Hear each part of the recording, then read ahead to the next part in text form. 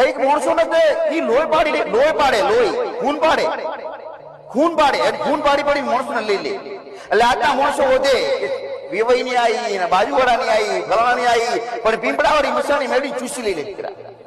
આ લોહી ખાસ ધ્યાન રાખજો, વધવું ના હોય તો વધારે વધવું ના હોય તો કદાચ કોઈને લોહી પડે અને લોહી પડે એટલે સમજી લેજો કાળો ધાબળો મસાણી મેળી તો ચોક્કસ. અને ઈ મસાણી મેળી પહેલી હોય તો પીંપળાવાળી હોય જો. ધ્યાન કરજો તમારી આસપાસ પીંપળો નથી ને.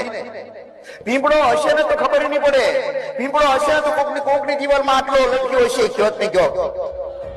કોઈના ઘરમાં કોઈના ઘરની દિવાલ લટકેલો હોય તો એ ઘરમાં તમે સતાય ના કોઈ દી જોવા જવાના, તો જોવા જવાના ઈ મળે ખરા તમને?